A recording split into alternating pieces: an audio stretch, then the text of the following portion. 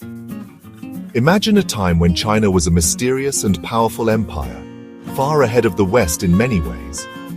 China possessed exquisite silks, beautiful porcelain, and most importantly, tea. Europeans, particularly the British, developed a powerful thirst for Chinese tea. They couldn't get enough of it. However, China wasn't interested in much of what Britain had to offer in return. This created an imbalance in trade, with silver flowing out of Britain and into China. The British were buying a lot of tea, but they didn't have anything the Chinese wanted to buy in return. The British were desperate to find something, anything, that the Chinese would desire. They needed a product to sell to China to balance the trade and stop the flow of silver from their coffers.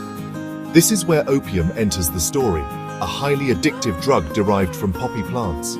It would prove to be a controversial solution with far-reaching consequences. Little did they know, this quest for trade balance would lead to conflict and forever alter the relationship between Britain and China.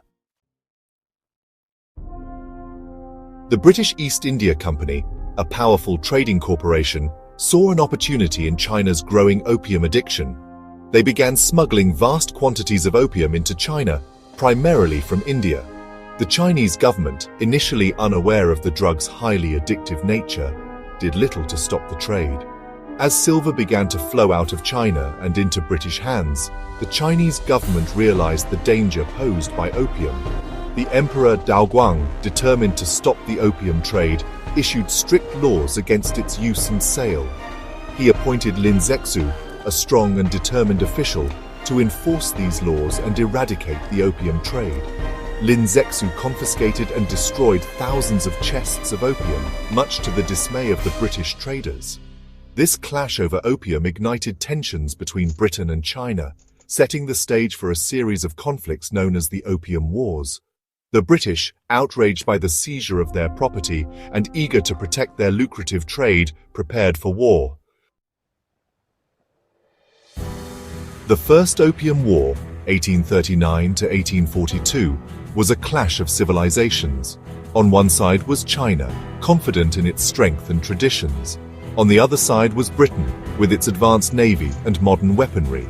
The British, despite being outnumbered, possessed superior firepower and naval technology. Their warships, equipped with powerful cannons, easily outmatched China's outdated ships. The Chinese, armed with swords and outdated weapons, were ill-prepared for the might of the British Navy. The British sailed up the Pearl River, capturing Canton, now Guangzhou, and other key cities. The Chinese, taken aback by Britain's military superiority, struggled to defend their land. This technological disparity played a significant role in the outcome of the war, highlighting the growing gap between China and the West.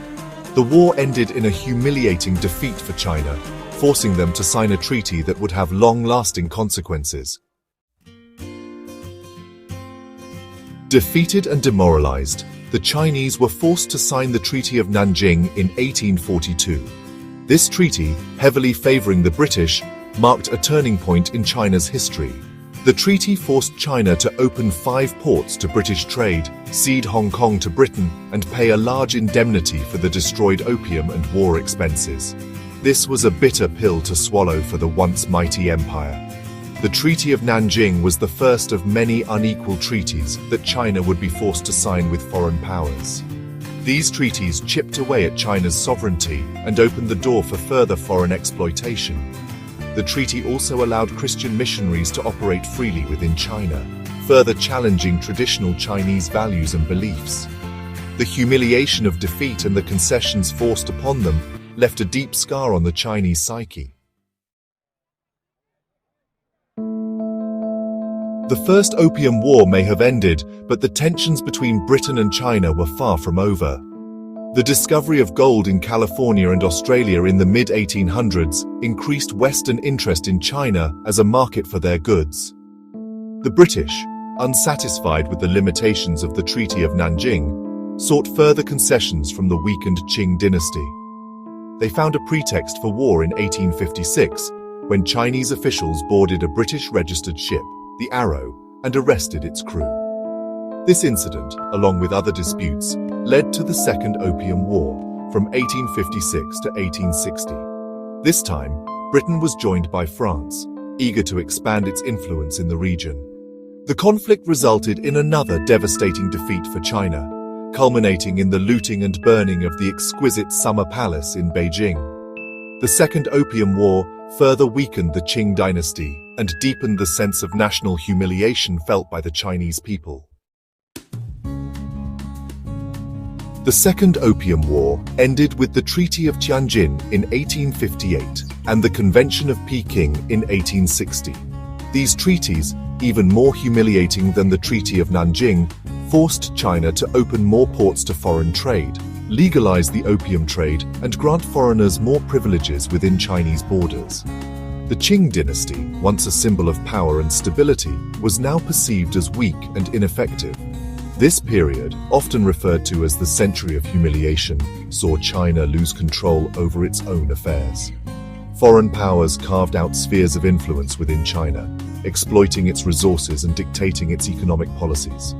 The once proud nation was reduced to a shadow of its former self, struggling to maintain its sovereignty and identity in the face of Western imperialism. The Opium Wars and their aftermath left an indelible mark on China's history. The Opium Wars were a turning point in Chinese history.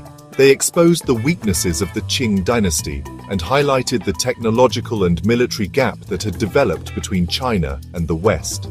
This period of humiliation fueled a growing sense of nationalism among the Chinese people.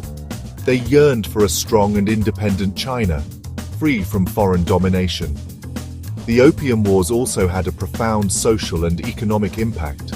The influx of opium devastated countless lives and families, while the unequal treaties hampered China's economic development. The legacy of the Opium Wars continues to resonate in China today. It serves as a reminder of the dangers of foreign imperialism and the importance of national unity and strength. It also highlights the complexities of globalization and the need for fair and equitable trade practices. The Opium Wars, though a dark chapter in history, ultimately played a role in shaping the modern China we see today.